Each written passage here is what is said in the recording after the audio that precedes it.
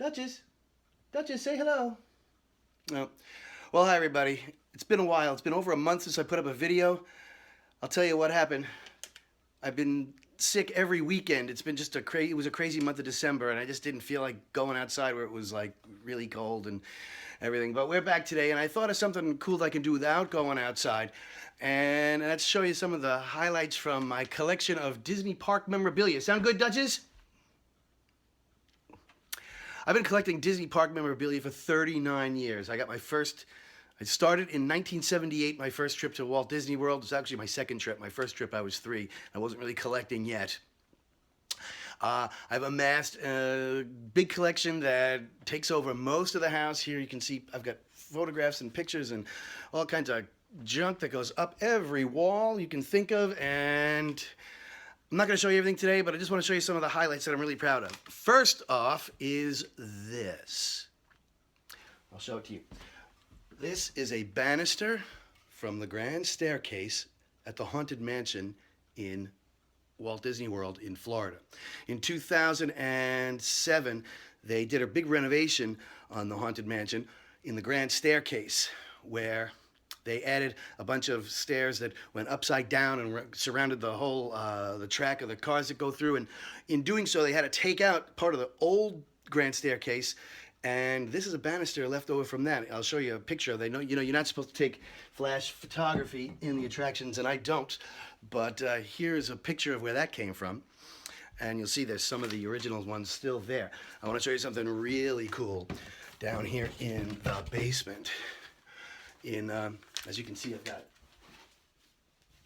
I collect a lot of concept art. This is from Epcot Center back in 1982. This is a long panorama of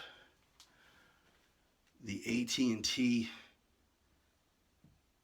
When you exited Spaceship Earth, you exited through this what they called telecom, and they had you could make World Key reservations for any restaurant on the property through here, and you could, it was a big information center.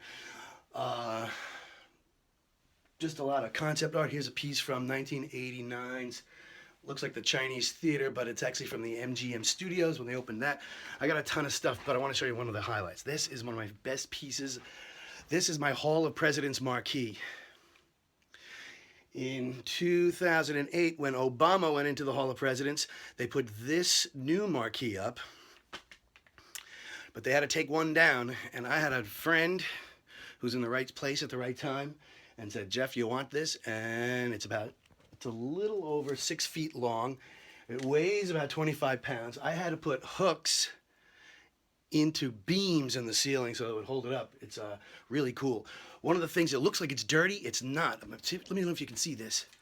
The dirt and patina was painted on by the Imagineers to give it the look that it had been there for hundreds of years. You see that? Looks like dirt. Looks like mold grown. Not though.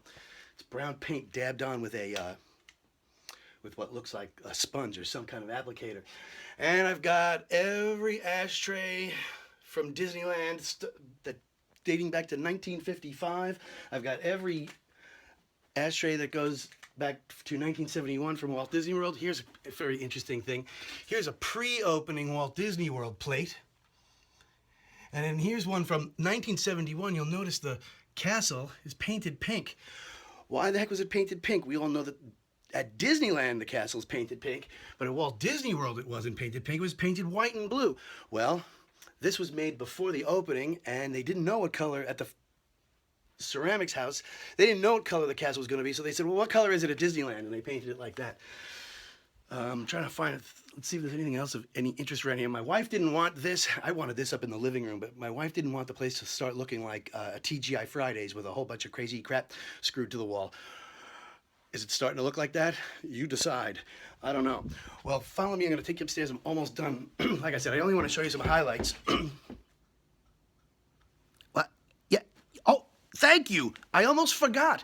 One of my prized possessions is this. Look at this picture of this in the park. See this sign in the park? I took a picture of this around 2002, 2003. It's been in the hub of the Magic Kingdom in Florida since opening day. And it was always one of my favorite signs.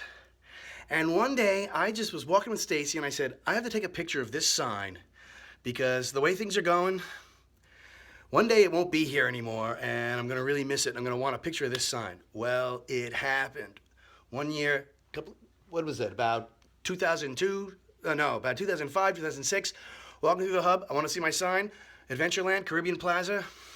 It's gone. I said, did I call that one?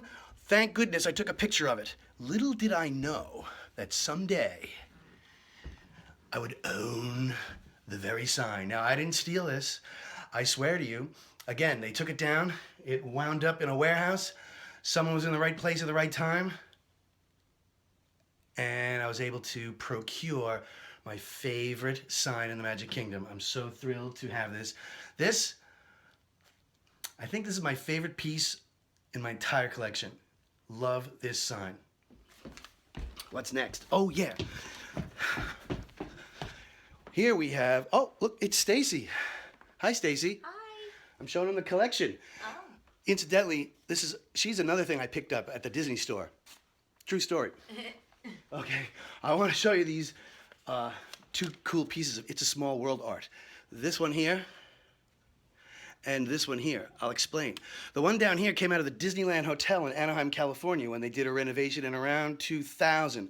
When they built the new park in 2001, they wanted all the hotels to look ship-shape for the opening of Disney California Adventure. So they renovated all the hotels, and this artwork was in one of the hotels, in one of the hotel rooms, that is. This depicts a Mary Blair color study for the facade of It's a Small World when they were in... Oh, look who came to visit. I know, I'm giving a little tour. In the World's Fair in 1964, of course, It's a Small World, big attraction. As soon as it opened, Walt said, this is a hit, I want it in the park. So they immediately got to work on creating the installation for Disneyland. And this was a color study for the facade.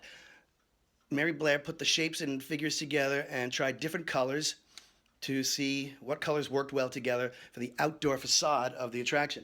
This one above it is a print of what they call a color key. This was so that the construction workers knew what colors to paint the actual set piece. This is from the flat set piece that you would see in the ride behind the England part. And I'll show you a picture of that. I found one. You can kind of make it out. Just look for a few key shapes and you'll see where they match up. So none of these are originals. These are all prints. Disney doesn't let anything get out of the house. They own everything. But whenever they need artwork to decorate an office or a hotel, they make these high quality prints. And when they do a renovation, I got my dumpster diver guy who helps me out and gives me a call and lets me know if asks me if I'm interested in anything. And as you can see, the answer is always yes. Over here is a really cool, huge painting of the Grand Floridian. This was also in a hotel room when they renovated. They put new artwork in, took the old artwork out, and they sold a lot of it. They made a lot of it available to cast members. And I've got a cast member friend who called me up and said, Jeff, how would you like to get your mitts on this? And I said, sold. So I got that. And where else are we? Oh, here is another beautiful... Again, this came from the Disneyland Hotel. This is a Herb Ryman print of the Plaza Gardens, the Carnation Plaza Gardens, which has now been removed from Disneyland. I'll show you a picture of that where the dance bands used to go and kids could dance to live music at the Carnation Gardens, and this was the drawing for that, done by Herb Ryman. Again, not the original, it's just a print. And what else am I talking about here? Oh, that brings me to animation cells. You know, back in the 80s, animation cells became like a hot collectible. And they were really expensive if you knew where to be at the right place at the right time. At Disneyland in the old days, you could purchase these for sale at the Art Corner in Tomorrowland. And they were only $2, $3 a piece. And if you paid $5, you get one with an original background, also from the productions. I got my hands on some pieces from the Aristocats, and I'm going to tell you why I stopped. Here we have the kittens. Here we have Roquefort from the Aristocats. Here's the bad guy, Edgar. And, of course, our stars. Let me throw some light on this. They come better if you illuminate them. We have Duchess and O'Malley. I'll get you better pictures of this. I know there's a lot of glare. I'm going to tell you why I stopped collecting these. Cells are living, breathing documents. The celluloid, it's not plastic. They paint this on celluloid, and the celluloid, you can see in this warped picture, cells warp over time, and the paint begins to crack. If you can see, these kittens are a shambles. And that's because these Aristocats came out in 1970, so you've got to figure that these pictures were painted by hand in 1969 or 70, and over the 46, 47 years, the celluloid warps, the paint chips. They can be professionally restored, but it's expensive. The basic thing is there's no good place to display them. If they're in sunlight, they fade. If they're in an air current, they're gonna just accelerate the aging process. So I stopped collecting cells because there's just no way to preserve them. So, what do you think, Duchess? Did I forget anything? I think she liked it.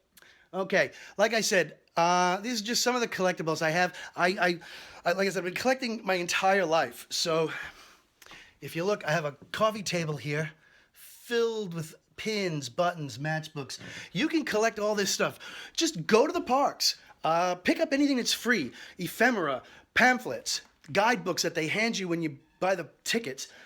They stamp your ticket, save the ticket. I don't even think they have tickets at Disney World anymore, right? They're using the magic bands. It's all digital now. But just wanted to show you some of the stuff. It just snowed this weekend. We were shut in. There was nothing to do. I haven't put a video up in a while. Please like, subscribe, tell your friends. Leave a comment down below. What do you collect? I collect collections. This is just the Disney stuff. Let me know if you like this. I'll show you more Disney stuff. I can tell you more about what else I collect. Get to know me. Thanks for joining us. Happy New Year.